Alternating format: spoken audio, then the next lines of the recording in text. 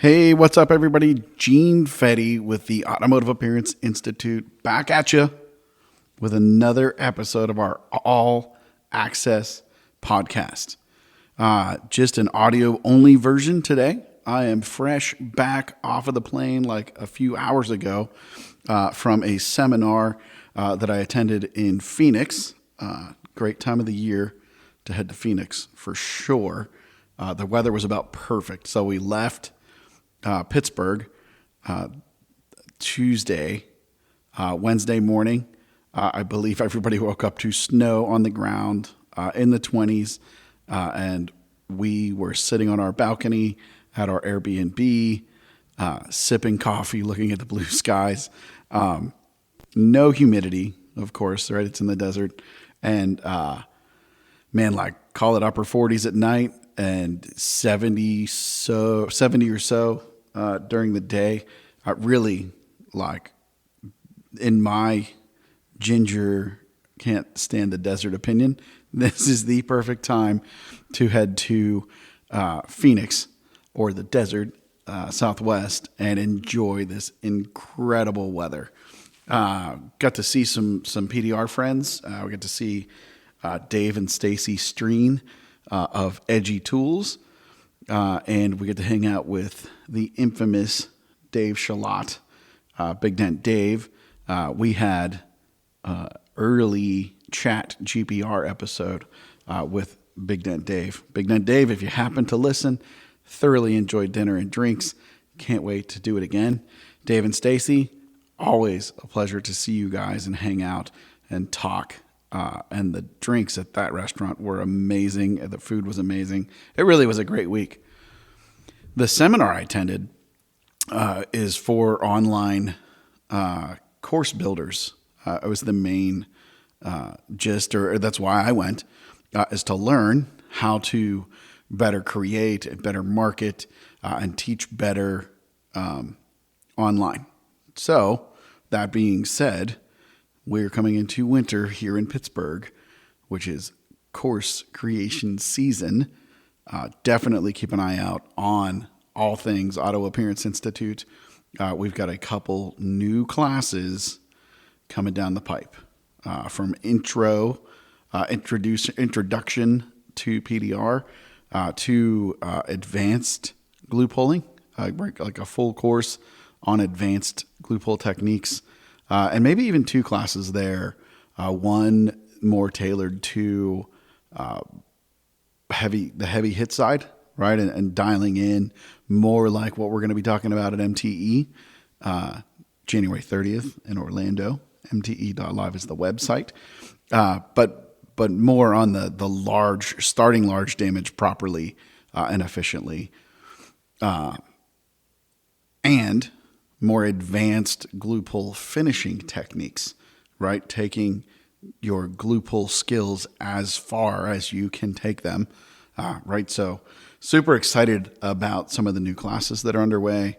I'm all fired up from the seminar. Seminars are always good to go to. You should be growing. You should come to MTE in Orlando. Hit the seminars, rejuvenate yourself, get those juices flowing, and be ready to come back and grab 2025 by the horns and set yourself up for an amazing year. So let's talk about, I was sort of struggling with what to talk about on this episode. And being a glue pull nerd, I think I have a good section of this in the masterclass, but right, not everybody in the world has bought the GPR masterclass. Available at gprmasterclass.com for all things glue pull repair to start you on your journey to becoming a glue-roo. But I think I have a little history of glue pull repair, and it's interesting to me, and hopefully to you if you're a follower, on sort of the origins of glue pull repair and how we got to where we are today.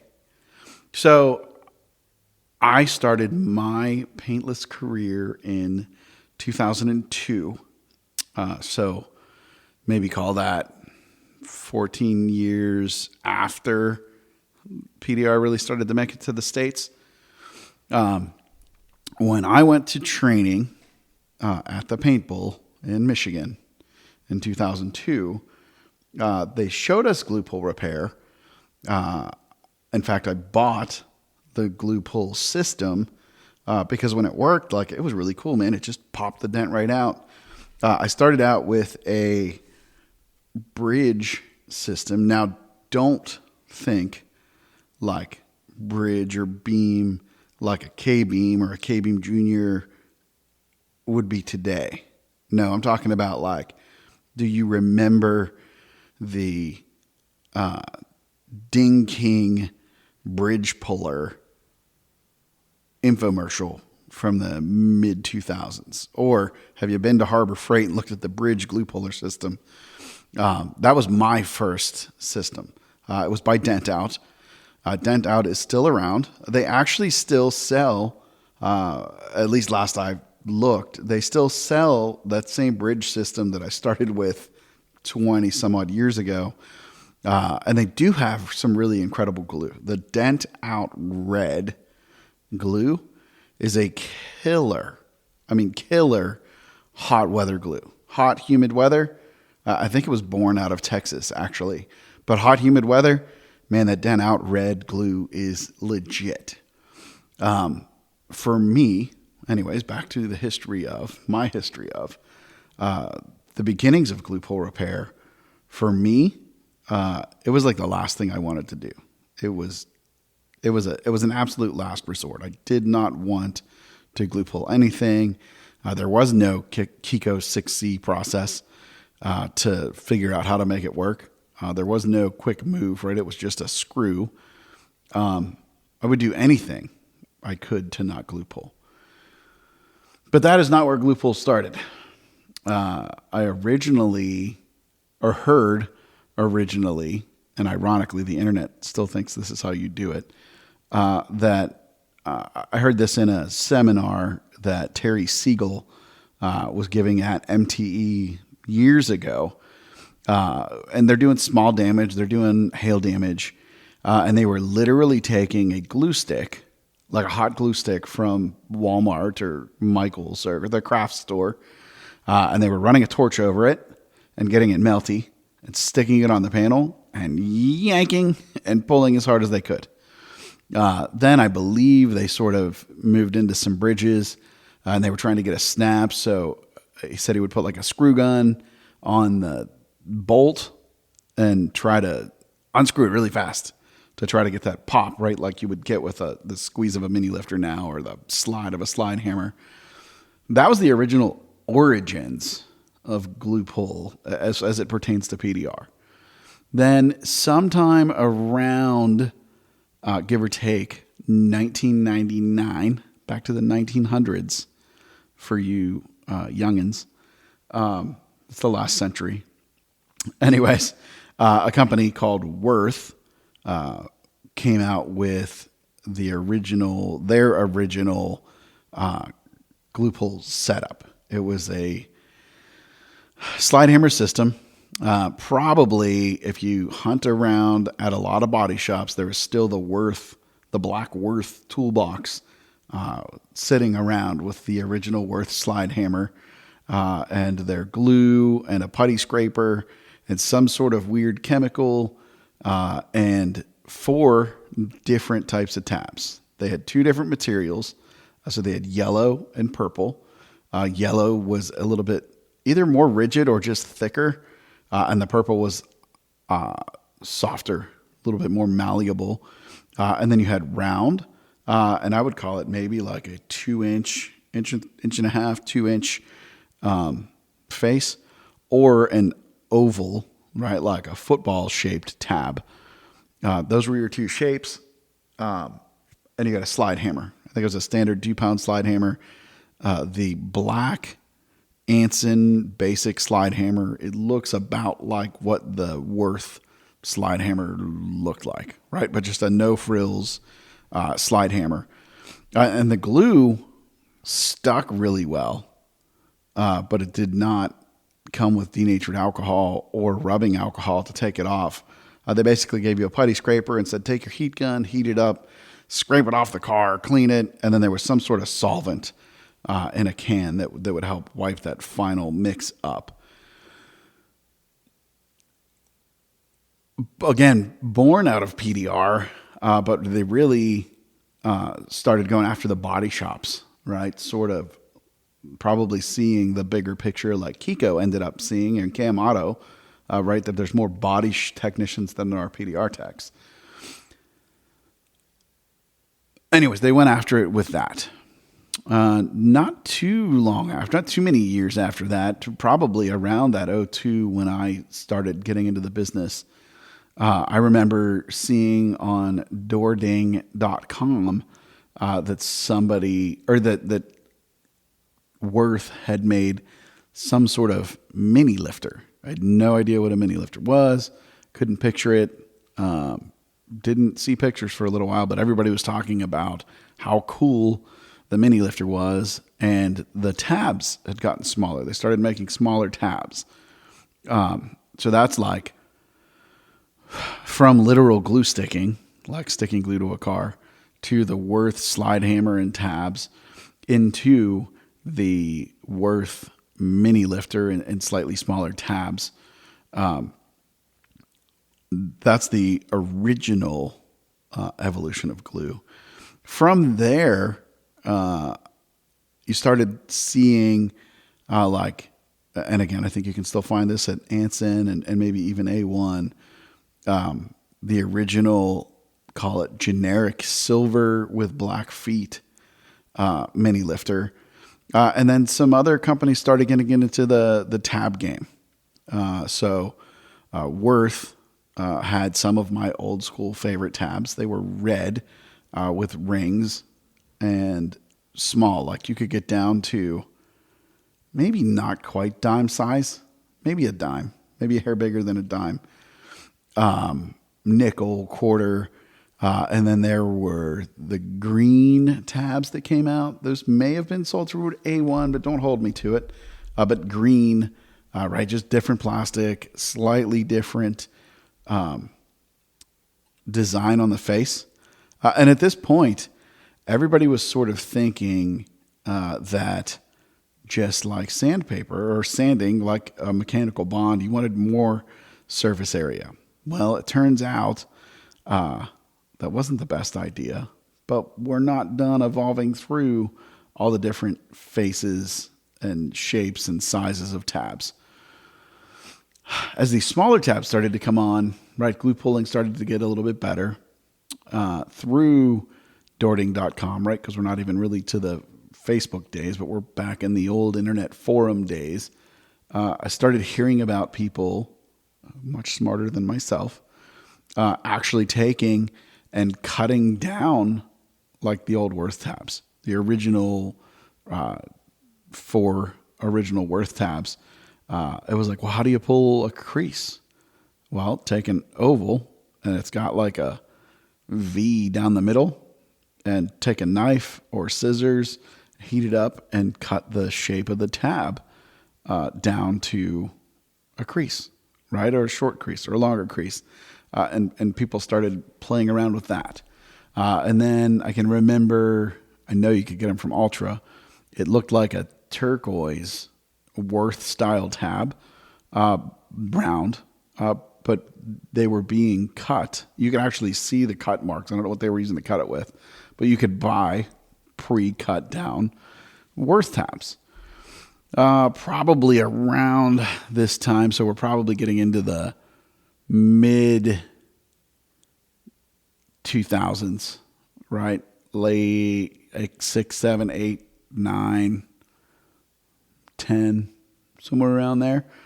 You're starting to see more tabs and people getting better with glue pulling, like a lot better. But the catch is things are getting smaller, right? So the evolution, in hindsight, the evolution is starting where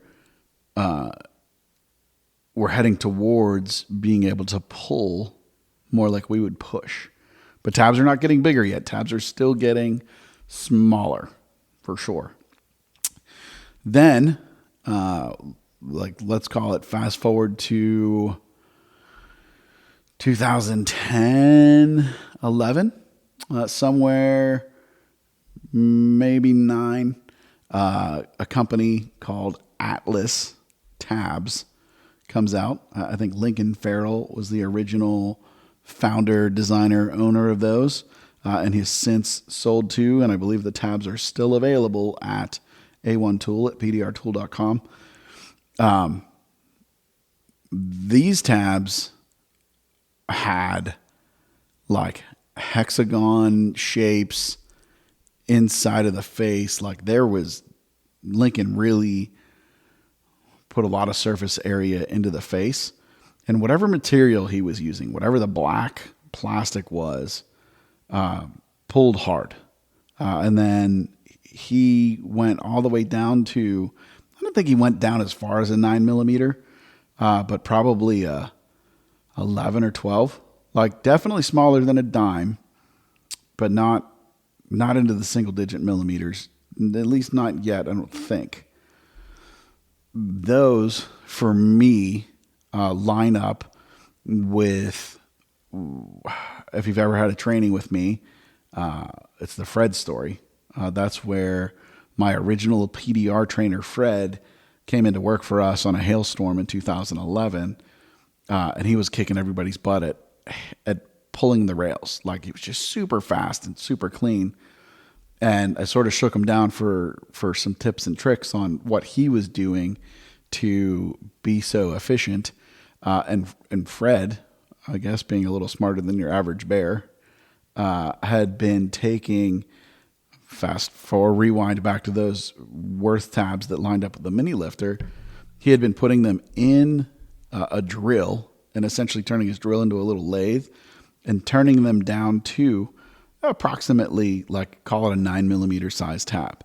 So he was pulling with the smallest tabs that I had seen, and he was using the Dent Out red glue, right? Original instructor, I guess he fell in love with that glue back in the day. Anyways, continued to pull with that glue and learn that glue and love that glue.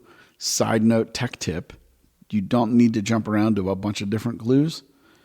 You need to master one glue at a time and know exactly how that glue will act, which is what Fred did, which is what he showed me, which is what I did and continued to do even to today. I do not jump around to a bunch of different glues. I kind of find what I like, stick with it, and learn all the nuances. End of lesson. So started working and pulling smaller, and I know that for sure Atlas tabs got smaller, or I started turning them down myself and making some of my own small tabs. Then, while Fred was there, he only had a couple of these, but there was, I'm fairly certain it was from Ultra, some white nylon, Delrin, whatever the old knockdowns were made out of, the old white generic knockdowns. Steve at Ultra had been turning, right, they did an injection mold, but he had been turning on a lathe some smooth face tabs, some smaller ones, even some slightly smaller shafts, and those pulled great. But they weren't mass produced. Like, they were sort of hard to get, and you maybe even bought them one at a time. I even took some old knockdowns and made a few of the tabs myself, right on. I had a lathe back in the day. But take note that we noticed that smooth face pulled harder, but we weren't like really thinking about process. Process still hadn't come into play, but we knew that those had a very unique pull to them. The smooth faced, small, white Ultra tabs, and the smaller tabs that were turned down, or that Atlas was making. Maybe I'll have to go find some. I think I still have a box of them here somewhere, right? Some smaller tabs. So we're evolving from a glue stick into relatively large tabs, and then tab size has trended down, right, over 12, 13 years. Tab sizes are trending down.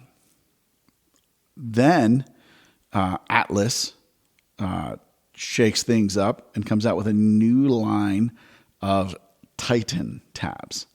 So he starts sizing up tabs a little bit.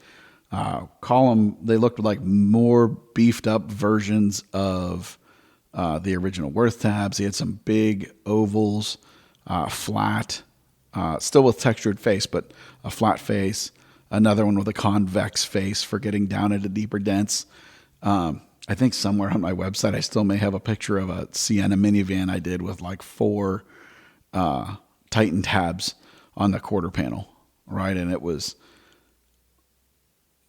huge hard pulls and getting into larger damage, right? The tab size is trending up, lighting's gotten better, tools have gotten better, glue's getting better. We're going after bigger tabs. So we see the trend of tab size start to take that shift around that 9-10 mark. This is also around the time that a little glue company or glue tab company called Kiko starts to show up in the game. Now, I didn't know it at the time, but Kiko is based in Oklahoma City, as is Dentcraft in Oklahoma City. And the first time I saw these little blue golf ball dimple textured tabs coming out were anytime you would order tools from Dentcraft, you would get a little sample pack of these Kiko tabs. I started seeing them popping up in Dorting.com. People are talking about them. And I think much like the black material that Atlas used, I think the original Kiko blue material had a little better bite than even the black, right? Than Atlas. They started to be a pretty cool little tab, pretty useful tool. I honestly would order stuff from Dentcraft just to get the Kiko tabs. Like, we're going back that far. I'm not even sure. I don't know. I mean, I didn't glue pull like I glue pull today. I'm not sure that I ever had to buy a whole bag of the small original Kiko tabs. But anyways, right, moving through our storyline, now we've got this new player that nobody's ever heard of moving into the glue tab space. And call it 9-10. In fact, it was 2009 because the 10th anniversary of Kiko tabs was in 2019. And I was at that party with Chris White. So 2009, Kiko starts to come into the mix. Kiko starts putting out more and more designs of tabs, and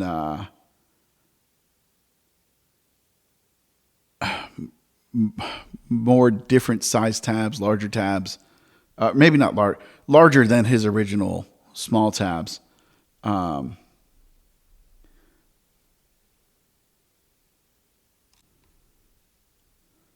right, so more different size tabs. And I want to say even some smaller tabs, right, coming on down. And for me, right, and for a lot of techs, like the evolution is like, it's not just what's the latest tab, but like glue tab technology is getting better.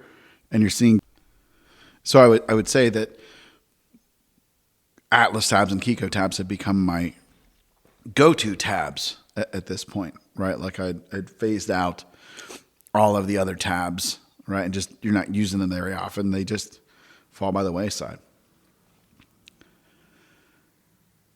Next up is, I believe, our friend Keith Cosentino starts to come out, and this is trending with tabs getting a little larger. He comes out with his original Black Plague crease tabs. These were, and I think you can probably still get them on deadrattabs.com. I think they're probably still available. He came out with some crease tabs. On the small side of them, he had come up with a design. I want to say it was the like groove cut into the middle of these tabs.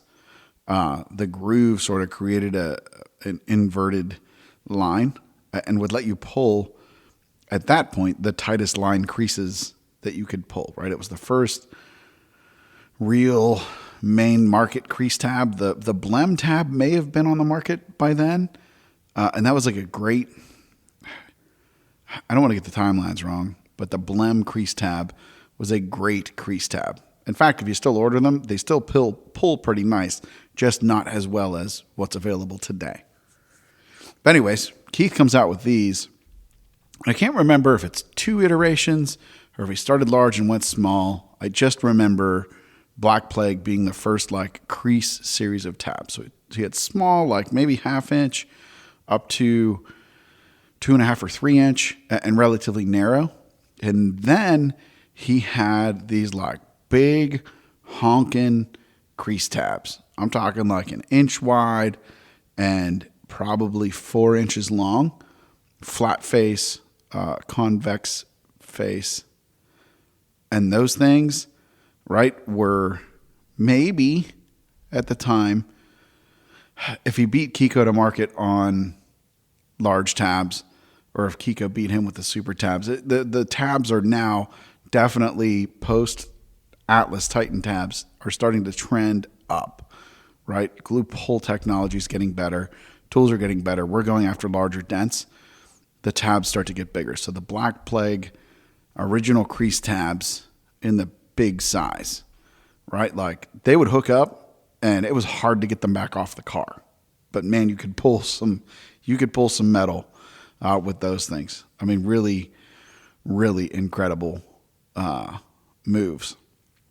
Which takes us to, I may have this timeline wrong, but we're close. Chris and Keith, forgive me if I flip-flop these, but we're in the same region. Or maybe we'll talk about it this way, right? Let's keep talking about that trend up. And Kiko starts to come out with their super tabs. In fact, if I didn't throw them away in our move to the new shop, I know as of a year ago, I still had at least one of the original oval super tabs. So it had that signature Kiko golf ball dimple texture to them. These were big. I mean, huge tabs at the time. It's the same design center tabs as are available today. But these, I want to say, came out probably early teens of the 2000s. And we'll take a side note on those, but they were a bit of a flop. If you go back and listen to Chris tell the story, a little bit of a flop because not all PDR techs were attacking big damage. Well, even still today, not all PDR techs are attacking big damage, but there's certainly more of us that will swing at a smash than ever before. On the smaller side of things, and we'll come back and visit Kiko and the big tabs and collision in a minute as we finish out this little story, the history of glue pull repair. As we come back, we go back to our buddy Keith Cosentino with Black Plague. Keith comes out with the original Black Plague tabs, the gray, smooth face tabs. Now, Keith was, and I can't remember how he came up with it, but he sort of bunked common knowledge or common thought of more texture, a more textured face equals more surface area. And he was like, well, what if I made a smooth face? He's like, why do all these have texture? Has anybody tried smooth? And he did try smooth. And I don't know if anybody can find it or if Keith even still has it out somewhere. He did a video where he took his smooth gangrene or his smooth Black Plague tabs and put them on the glass so you could see actually what was going on the backside. And then he took, at the time, probably Atlas and Kiko with their texture and stuck them all on the glass. And you could see that Keith's tabs had a more solid, consistent bond. It was a big step in the evolution of glue pull repair in my mind. His tabs, and he went all the way down to a 9mm for sure. The Smooth Series tabs pulled so much better than anything on the market. Like, just like when Atlas came to market and his material and design pulled harder than everything before it, and then Kiko pulled even harder than Atlas, Keith came in with his original Smooth Series tabs and just took everybody to school. In fact, if you listen to Chris, if you get Chris White to tell you the story, he will talk about how well they were doing, and then Black Plague shows up with their Smooth Series tabs and just pulls the rug right out from under Kiko on the small tabs. Like, pretty crazy stuff. And then I want to say Keith made a switch in plastics from gray to green, birthing the Gang Green tabs. Still smooth. He redid the original crease tabs in the Gang Green color. Got a great bite. Like, now Glue Pull is becoming less of a I don't want to do it to it's transitioning now more into, man, I'm gonna just glue pull this instead of try to get a tool to it. Right? We're starting to approach that. Speaking of glue pull evolutions, right? Let's jump back over to Kiko and the super tabs, and they were not selling like hotcakes. Chris went to a show. I can't remember if he was in Europe or here, but Jonathan shows up to the booth and goes and buys a bunch of these new Kiko super tabs. As he's starting to walk away, Chris runs over and grabs them, and he's like, hey, what are you doing? Why? I can't sell these anywhere. Nobody wants to buy these tabs, and you're coming in here and you're buying a ton of them. Like, what's the deal? And Jonathan's like, well, hey, I was a body man before a PDR tech, and with these tabs and some of these techniques I've figured out, he's like, I'm really able to move some big metal really clean, and like, these are awesome. Well, that begins a relationship between Chris and Jonathan that really leads us down the path to collision glue pull repair, right? I think this is probably mid-teens, 15, 16, somewhere around there. Leads to the birth of the K-bar, the birth of the K-beam, centipede tabs. Like, certainly the foundation of what we would call modern day glue pull repair for collision was born out of that happenstance of Jonathan buying some tabs and Chris seeing it and stopping him and asking questions. We should all in these trades be grateful for the two of them meeting and the universe aligning to set that up. So those tabs get big and start to make waves into the collision industry. I can remember, if you search up, it may be under like JVF Tools on YouTube or Jonathan Van Fontaine. Look him up on YouTube for the spelling.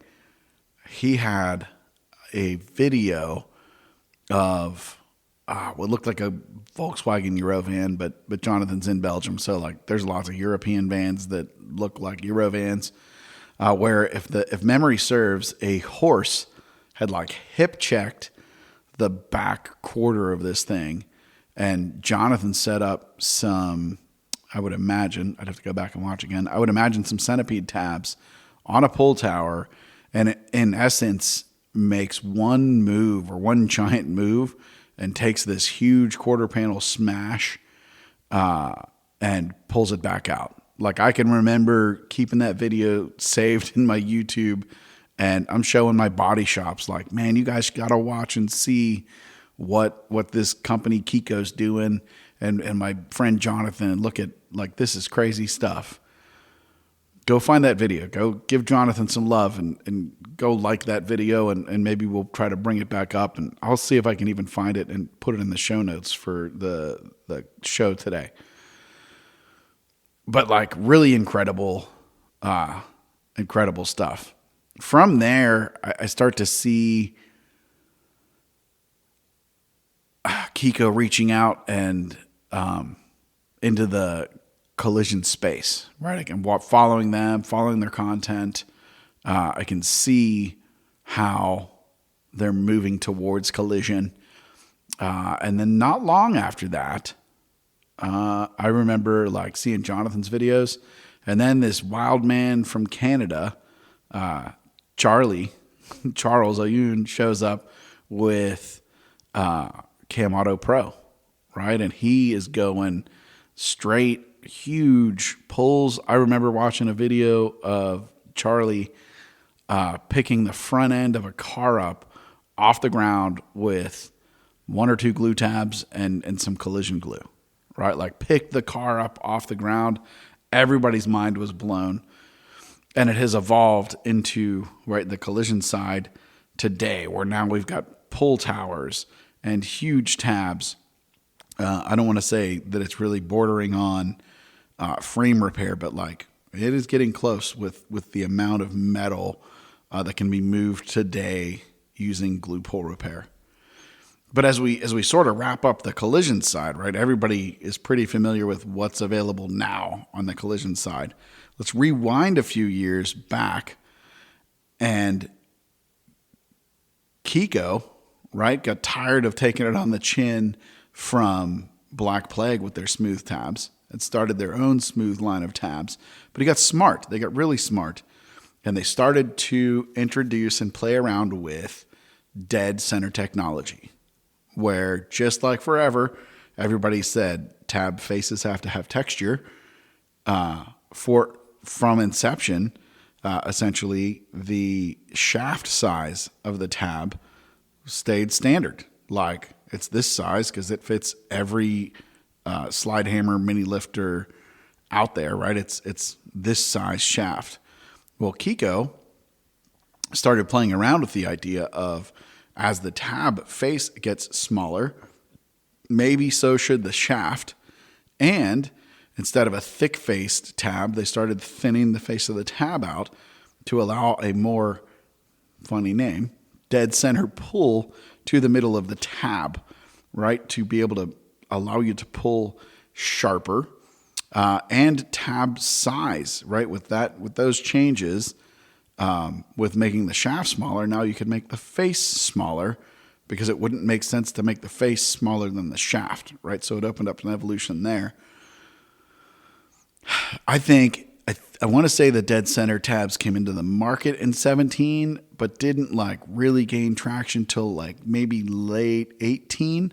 And it was 18 before I found them. We had a hailstorm, and a hail guy came in and starts running circles around everybody on these roofs it was light damage. So we were glue pulling a lot of the roofs. This dude's running circles, and I'm like, man, what are you doing different than everybody else? And he pulls out this little tab with this little shaft, and he's like, this. And I'm like, those are going to break. And he's like, I'm telling you, man, try them. And he gave me a few dead center tabs, game changer, off to the races. Everybody that I, in turn, then showed the dead center tabs to, right, would order bags and bags of them and go to town. And just unbelievable, the difference in that technology and how that works out. After that, right, probably the latest, I guess the latest technology move, right, from dead center technology. Oh, and Kiko went from just the round tabs to a dead center crease tab setup that allowed really some pretty tight line creases. Still my favorite crease finishing tabs, hands down, are the Kiko dead center crease tabs. My friend John Vidine comes to market through Kiko. He comes out with the Dent Reaper tabs, licensing the dead center technology, right? So you can get the smaller face, the smaller shaft, and get that pull. He stepped it up, pun intended, one step higher, and he created a step down in the face of the tab. It's called Edge Flex technology that allows essentially that dead center move where the tab really like almost holds on and flexes up to the center of the face. By thinning out that face extra around the edge, John was able to exponentially increase the holding power, the dead center style pull into the face of the tab, right? Allowing an even sharper pull. Fast forward and play off of that, right, to today.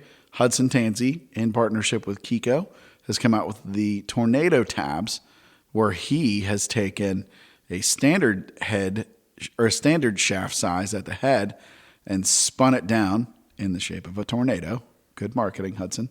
In the shape of a tornado to give like a different type of dead center pull. Those tabs pull an even sharper high spot, right? So it's all these little nuances moving through, just making things even better. And then I guess the current cool thing in glue pull repair is the evolution of lateral tension, right? Which is actually just old school metalworking technique and like backing up and undoing what or how the damage went in. But an evolution of, I really call it like the third dimension of glue pull repair, where all of these tabs have been put on low spots and you pull them, reverse them back out and knock down the high spots and call it a day.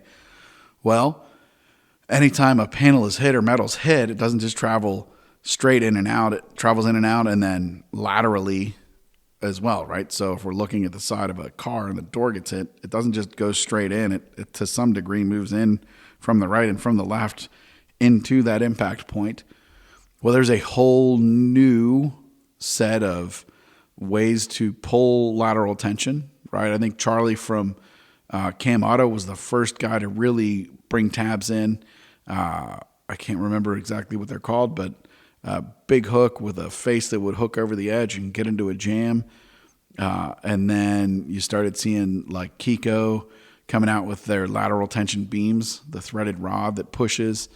Now we've got offset beams like the JVF retention, which allows you to pull out and stretch laterally and recompress a panel if you need to recompress a panel, like the opposite of lateral tension.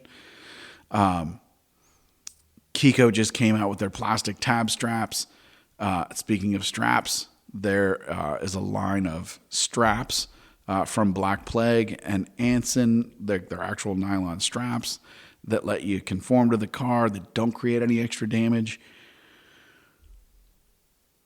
Unbelievable what you can do with glue pull today, right? Coming from, like if we go back, coming from a literal glue stick where Terry and the original like PDR guys were literally glue sticking with a glue stick and pulling, to today where we have processes in place and tabs and technology that allow us to pull on frame machines and pull not just in and out, but pull laterally and actually begin to unfold metal.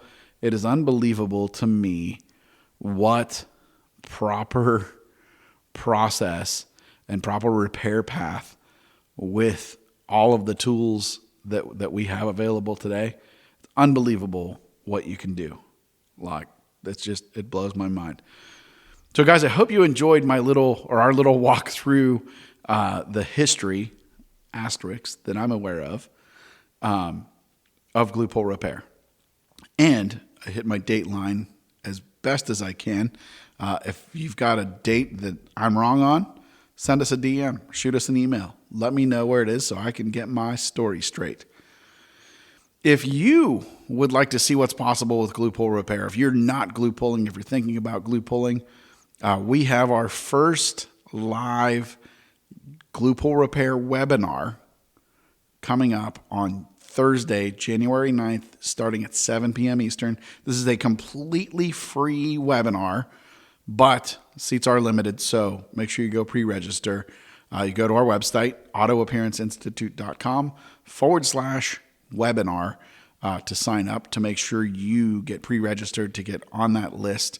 We're looking at a couple different softwares to do the webinar, but once we have it, registration will be there. If you are on our list, I will pre-register you so you have your seat in that class. If you are ready to learn glue pull, head over to gprmasterclass.com and look at our full masterclass on glue pull.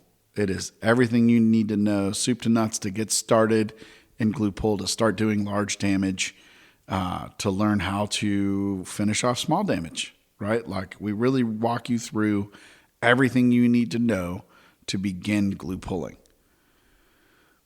MTE 2025 is coming up. I've got 3 sessions that I will be doing. On Wednesday, Beginner's Day, we're going to have a glue pull 101 for new technicians, right? We're not going deep. We're not getting crazy. But if you are a new tech, I'm going to get you started, set you up for success with glue pull repair. On Thursday, if you are a more advanced tech or you are just looking to level up your game, Thursday morning on Education Day, I'm going to have advanced glue pull repair, learning to use glue to unfold large damage. I'm super, super excited to bring that to you guys. Those are totally free. Show up, first come, first served. The Thursday event will probably go to standing room only, so get there early. Speaking of standing room only, Thursday afternoon, we are doing another shop owners roundtable. Myself, Matt Moore, Corey Kleinfeld, Christopher Ray, and Dave Detlaff are doing a roundtable, taking your questions about shop ownership and business growth and what that looks like. Last year, it was my most well-attended event. It literally was standing room only. They even put extra seats in the room. Do not miss out on that. With that, keep an eye out, because we're going to be doing probably some podcast episodes or some live streams to help get the questions dialed in so we can give you the best possible answers at the expo. So check that out.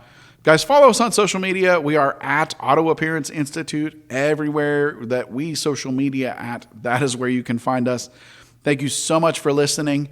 If you're in a podcast app, go leave us a review. That will help us show up better. If you're finding value from this podcast, I would love to hear about it.